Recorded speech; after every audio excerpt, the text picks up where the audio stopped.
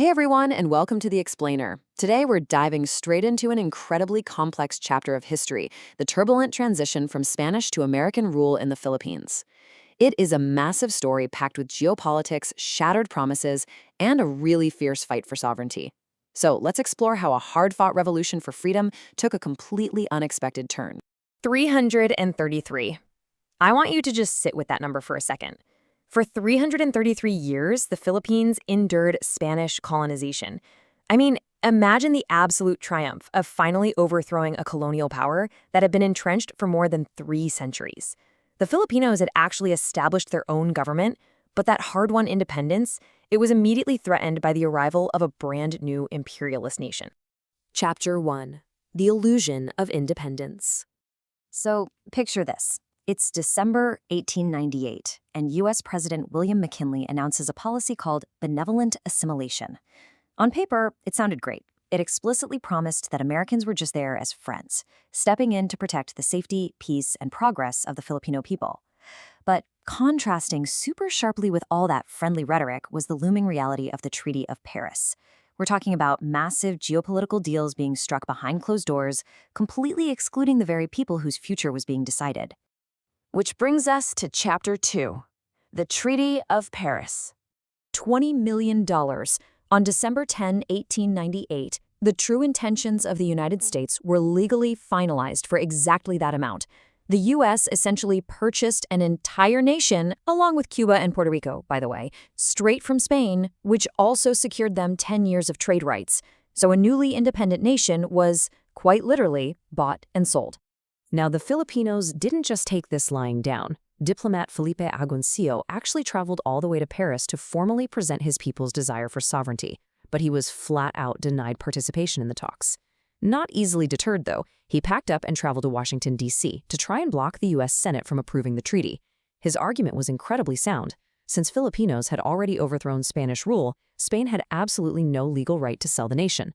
Unfortunately, his brilliant legal arguments were completely ignored, and his countrymen back home had to prepare to fight. Chapter 3. America's True Objectives. You see, this occupation wasn't some historical accident. It was driven by 4 very distinct motives. Economically, the Philippines was a massively rich source of raw materials. Militarily, it offered strategic bases to safeguard American trade all across Asia and the Pacific.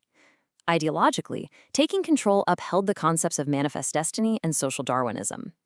And religiously, it provided a convenient foothold to spread Protestantism in the region.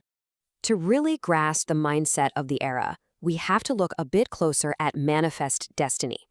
As it was applied at this time, it centered on this intense belief that white races were literally destined to care for and govern so-called weaker nations.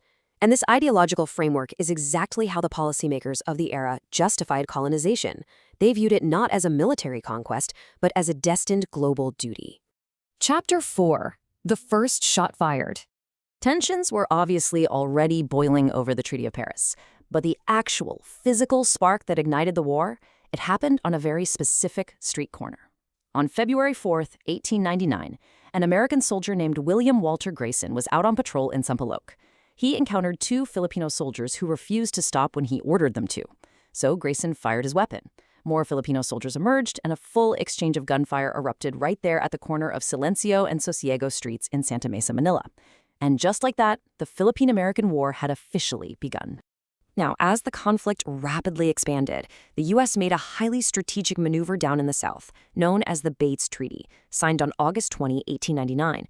General John Bates essentially brokered a deal with the Sultan of Jolo. The U.S. promised to respect the Sultan's rights, his honor, his religion, and local traditions. But let's be clear, the primary goal here wasn't cultural appreciation. It was strictly tactical. The Americans urgently needed to secure Muslim neutrality in the South, so they could concentrate all their military force on fighting the Filipinos up in Luzon and Visayas. Chapter 5. Battles, Heroes, and Massacres. Over the next 2 brutal years, military tactics constantly shifted, and the sheer scale of the war dramatically intensified. We start with that first shot in February 1899, followed by the Bates Treaty in August. By December, we see the deeply tragic Battle of Tirad Pass. Fast forward to March 1901, and Emilio Aguinaldo is actually captured. And then by September 1901, we reach the bloody climax at Balangiga. But behind all those dates on a timeline are the actual human beings who defined the resistance. You have General Gregorio del Pilar, who gave his life delaying American troops at the Dad Pass. You have Emilio Aguinaldo, whose capture in Palanan forced a massive shift in the momentum of the war. There were brilliant tacticians like General Antonio Luna and Major Jose Torres Bugayon, pushing back against totally overwhelming odds. You've got Valeriano Abanador orchestrating the major offensive at Balangiga. And it is absolutely critical to mention the women of the Cruz Roja. They were vital. They were nursing the wounded, handling complex logistics, and often taking up arms themselves right alongside the men. In the true intensity of this conflict, it's perhaps best illustrated by what happened at Balangiga in 1901. U.S. newspapers quickly labeled the initial battle a massacre because of the unexpectedly heavy American casualties. But then, you have to look at the response. General Jacob Smith's retaliation. He literally ordered his troops to kill anyone capable of bearing arms, and he specifically noted that included boys 10 years and older. This led to the total destruction of the entire town over 6 months. It stands in the historical record as a pretty harrowing example of the absolute horrors both sides endured and inflicted during this time. Chapter 6: The Unfinished Revolution. So, if you open a standard history book, it'll probably point you to April 16, 1902. That was the day General Miguel Malvar surrendered to the Americans. On a formal, governmental level, it marked the official end of the Philippine American War. The sovereign government that had just overthrown Spain had formally yielded. However, the reality on the ground was entirely different. The story definitely didn't end with a signature on a piece of paper. The big takeaway here is that while the formal government yielded, the people themselves did not. The official army might have dissolved, but Filipino fighters simply retreated into the mountains. They persisted. They transitioned to relentless guerrilla warfare, continuing the struggle against American forces for years and years to come. The revolution, at least in the hearts and actions of those fighters in the mountains, remained very much alive. Which leads us to a pretty profound final thought. We've looked at the illusion of benevolent friendship, the cold reality of a $20 million purchase, the immense bravery of soldiers on the ground, and the horrifying cost of military escalation. But knowing that the people kept fighting long after the governments officially declared peace. When does a war truly end? Does it end when a treaty is signed, or does it end only when the last fighter gives up the dream of freedom?